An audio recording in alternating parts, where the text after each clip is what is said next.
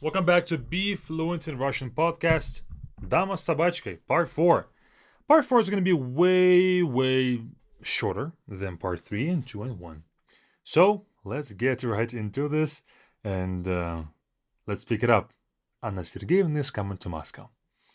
И Анна Сергеевна стала приезжать к нему в Москву. And so Anna Sergeyevna began to visit him in Moscow. Раз в 2-3 месяца она уезжала из С и говорила мужу, что едет посоветоваться с профессором насчет своей женской болезни. И муж верил и не верил. Every 2 or 3 months she would leave S. Remember the city that she was, or the village that she was in was called S.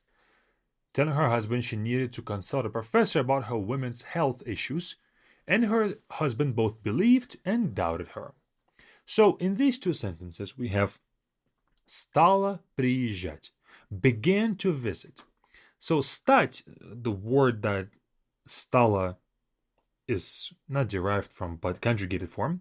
Стать means to become something or to start doing something.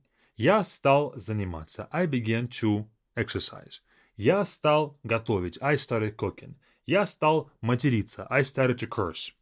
It can be whatever. And here we have стала приезжать к нему. She started to come to him or visit him. Okay, она уезжала из S. She would leave S. So уезжать means to leave without plans to return, in not just to exit a city, but to leave it for a prolonged amount of time. Okay? Посоветоваться насчет. So посоветоваться means to consult. Насчет means regarding.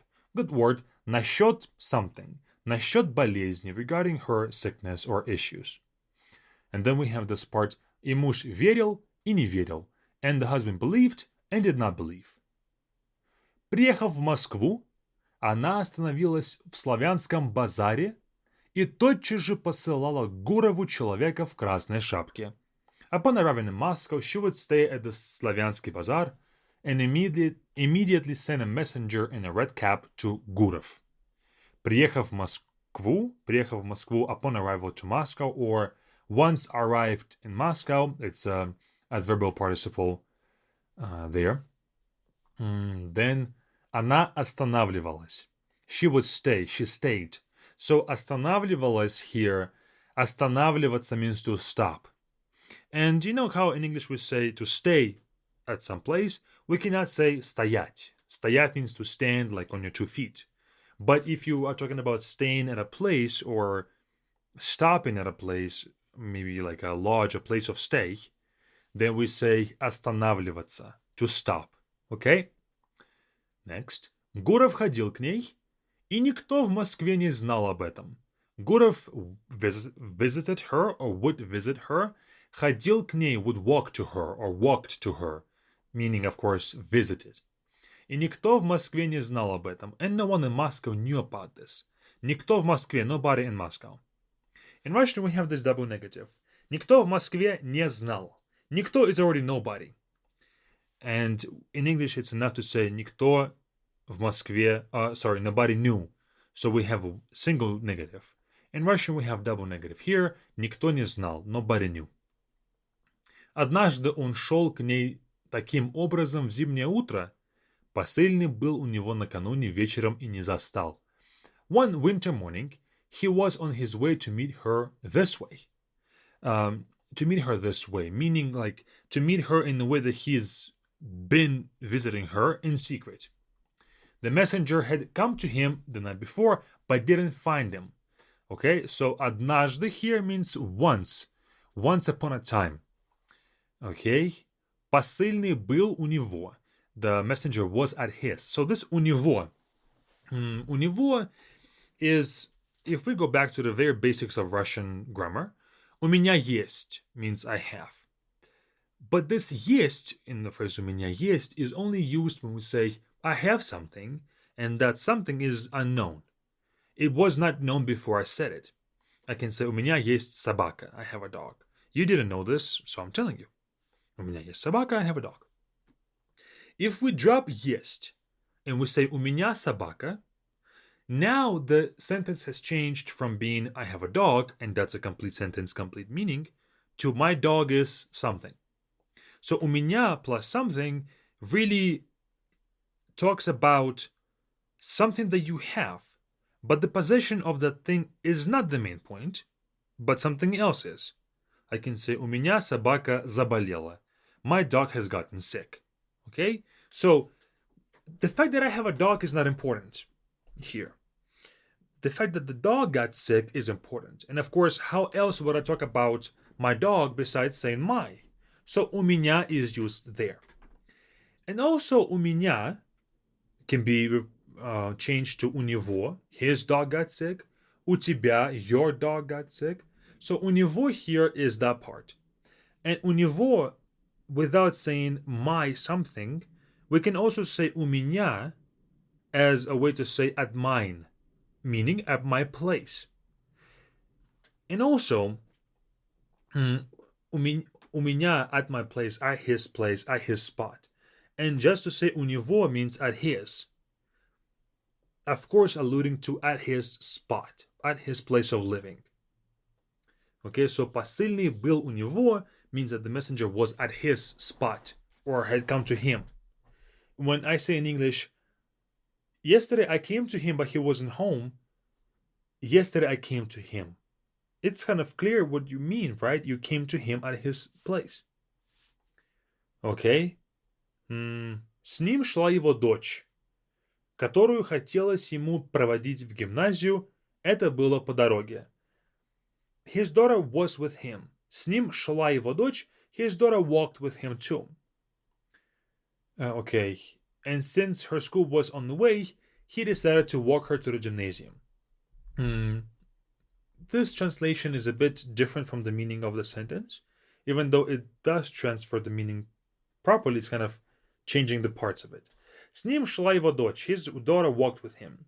Которую хотелось ему проводить в гимназию.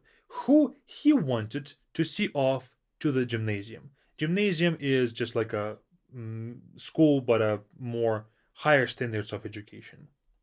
Это было по дороге. This was along the way. So, his daughter was with him that he wanted to see off, which was on the way. По дороге means on the way. По дороге. Валил крупный мокрый снег. And heavy wet snow was falling. Валил, валить means to be falling, but at a fast rate. Крупный means large, or big, or heavy. Мокрый means wet. And of course, this kind of means it's still winter, right? And the fact that it's wet snow, that means that the temperature is close to a 0 degrees Celsius when the water starts to melt. Maybe -5, -6, -7. It's when the snow can start to melt and feel a bit wet. And I can tell you this because I've been in the winter my whole life. Oh, I didn't know this part, but kind of close to it. Теперь 3 градуса тепла, а между тем идет снег, говорил Гуров дочери. Но ведь это тепло только на поверхности земли. В верхних же слоях атмосферы совсем другая температура. Wow, this is incredible. It's 3 degrees above freezing right now, or above 0. Or 3 degrees of warmth, meaning 3 degrees above 0 degrees of Celsius. 0 is when the water starts to melt if we go from freezing to cold, to warm. And opposite, if we go from higher temperatures to below 0, it starts to freeze. Yet it's snowing. А между тем идет снег. And yet it's snowing. Gurov said to his daughter. Говорил Гуров дочери. That because the warmth is only at the surface. Но ведь это тепло только на поверхности земли. The temperature in the upper layers of the atmosphere is different. В верхних же слоях атмосферы совсем другая температура. So, this is exactly what I've been just saying, right?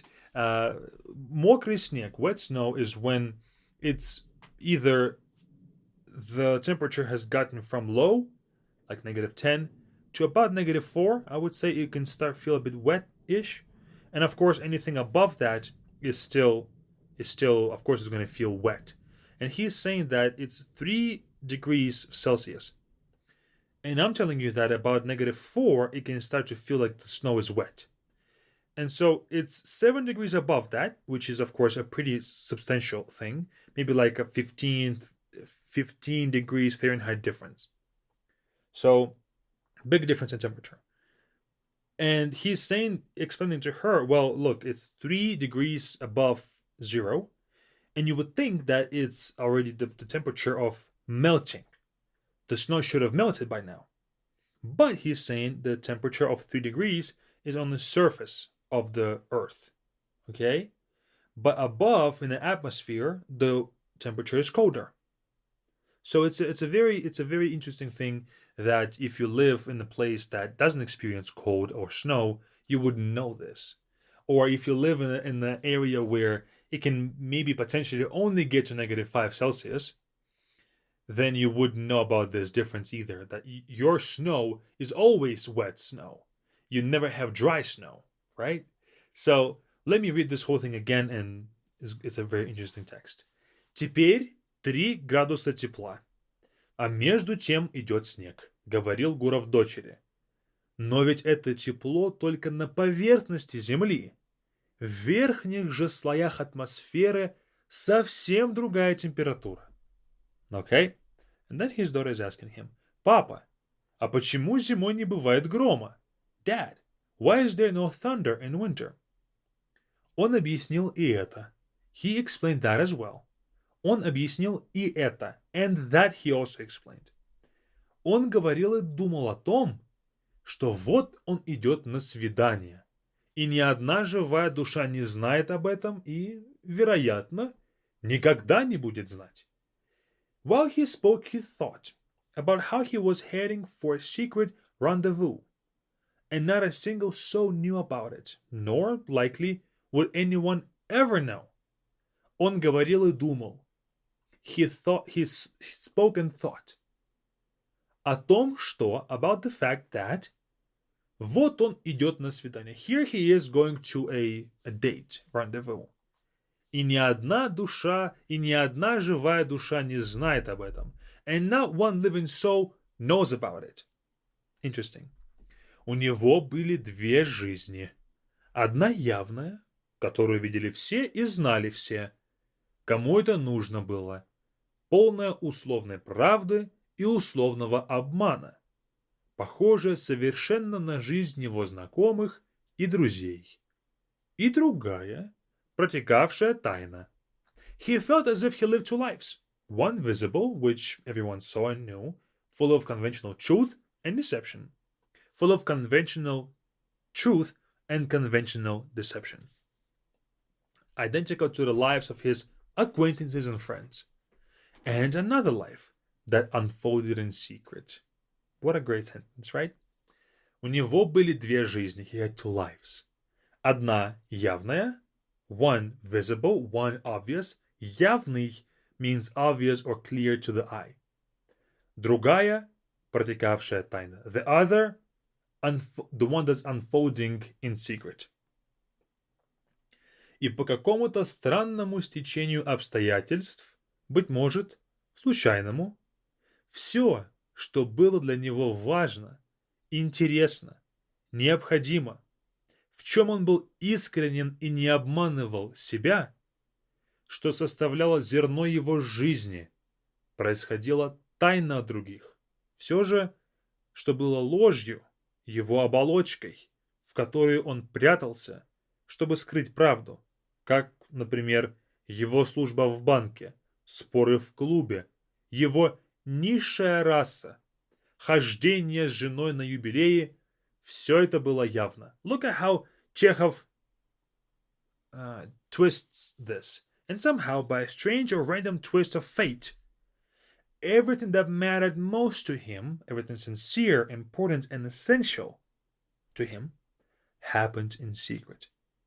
All that was false, the facade he used to hide the truth, like the job at the bank, discussions at the club, and his quote-unquote inferior race remarks, attending jubilees with his wife, all of that was public. So Chekhov is saying all of the secret things were true to him and truly him, but all of the fake things about him were obvious to everybody. So it's like the opposites. Things that you want to be true to you should be known to the public, and things that you feel like are fake about you should not be seen. But to him, it's the opposite. All the essential things that he loved and enjoyed, they were secret, but all the false things about him were public. That's great. That's a great observation of Chekhov here, of life. Okay. Все, что было для него важно. Everything that was important to him. Все, что было важно. Everything that was important. Интересно. Необходимо.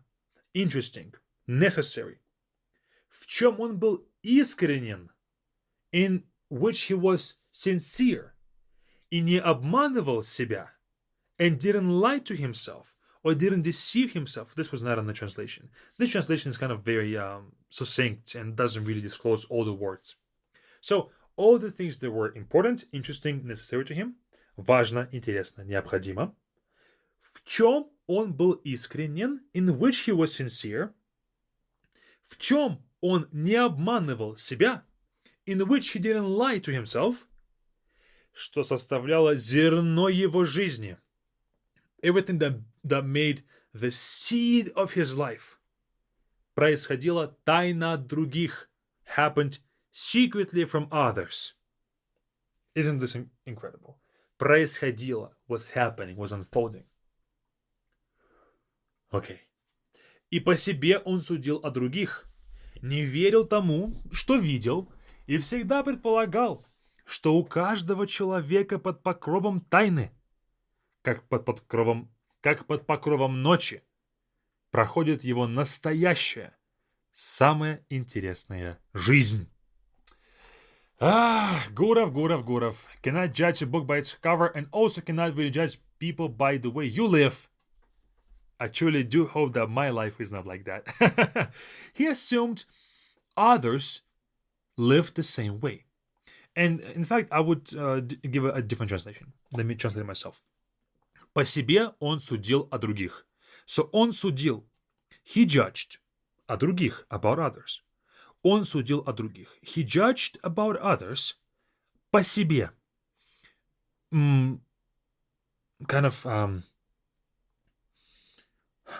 It's a great phrase. Let me first translate this and then go back to a phrase that we have in Russian as well. По себе means according to him. Or he judged others comparing them to him. Okay? Судить по себе means, that's a phrase. We have a phrase не суди по себе. По себе других не судят. Или по себе людей не судят. По себе людей не судят. Да, по себе людей не судят. Don't judge people by you. Meaning, don't judge others by the way you live. Because others might live a different life that is great to them, but to you it will be miserable. So, say, по себе людей не судят, don't judge people according to you and your standards. So, and here we have, и по себе он судил о других. And according to himself, he judged others. Or he judged others comparing them to him. Не верил тому, что видел. He didn't believe what he saw. И всегда предполагал and always assumed, что у каждого человека под покровом тайны, that everybody under the shade of secret, как под покровом ночи, as if under the shade of the night, проходит его настоящая, самая интересная жизнь, unfolds his real, most interesting life. Meaning, he saw others and didn't believe what he saw and always assumed that under the cover of night, they always had their real and most interesting life. Just because he was this way, he assumed others were this way too. Great thing. And and then Chekhov follows up with this. каждое личное существование держится на тайне, и, быть может, отчасти поэтому культурный человек так нервно хлопочет о том, чтобы уважалась личная тайна. Each person's existence depends on secrecy, and maybe partially that's why a cultured man or human is so worrisome about the fact that his personal secret should be respected. Which I think that secrecy and your personal life doesn't have to be really like you don't have to have you don't have to live a lie like Gurov is living for you to have some secrets. It could just be personal space. Like I wouldn't disclose things about my family or my marriage to others. I feel like that's a healthy secrecy, but it's not something that I do that I tell others, oh, I don't do this, while in fact I do. So I don't have to lie while having a secret, right? Maybe that's what he means here. It's a healthy dose of secrecy and respecting others' secrets. So каждое личное существование, every personal existence, держится на тайне, stands on secrecy or secret. Держится means stands or holds on to secret. И быть может, and maybe, отчасти, partially, поэтому культурный человек, that's why a cultured person, так нервно хлопочет, so nervously cares о том, чтобы, about the fact so that уважалась личная тайна, that the personal secret was respected. And that's it for today. We're going to continue where he's going to go to Anna Sergeyevna after this. This is 1/4 of the chapter, actually. And we only now are talking about the secrecy and secret lives. Not even anything about the plot at all. Just Chekhov's thoughts. And that's what I love. That's what I love about the Russian literature, is that a lot of it is just author's thoughts within this context, and it leaves you thinking, oh, secrecy. Is that important? Do you have a secret as you're listening to this? Do you have a secret that you wouldn't want others to find out about? Is that a healthy secret? Is it an unhealthy secret? Is your happiness dependent on that secret being kept? Right? So you just start thinking about those things as you're reading this. But let me read this whole part from start to finish. И Анна Сергеевна стала приезжать к нему в Москву. Раз в 2-3 месяца она уезжала из С и говорила мужу, что едет посоветоваться с профессором насчет своей женской болезни. И муж верил и не верил. Приехав в Москву, она останавливалась в Славянском базаре и тотчас же посылала Гурову человека в красной шапке. Гуров ходил к ней, и никто в Москве не знал об этом. Однажды он шел к ней таким образом в зимнее утро, посыльный был у него накануне вечером и не застал. С ним шла его дочь, которую хотелось ему проводить в гимназию. Это было по дороге. Валил крупный мокрый снег. Теперь 3 градуса тепла, а между тем идет снег, говорил Гуров дочери. Но ведь это тепло только на поверхности земли. В верхних же слоях атмосферы совсем другая температура. Папа, а почему зимой не бывает грома? Он объяснил и это. Он говорил и думал о том, что вот он идет на свидание, и ни одна живая душа не знает об этом и, вероятно, никогда не будет знать. У него были 2 жизни. Одна явная, которую видели все и знали все, кому это нужно было, полная условной правды и условного обмана, похожая совершенно на жизнь его знакомых и друзей, и другая, протекавшая тайно. И по какому-то странному стечению обстоятельств, быть может, случайному, все, что было для него важно, интересно, необходимо, в чем он был искренен и не обманывал себя, что составляло зерно его жизни, происходила тайна от других.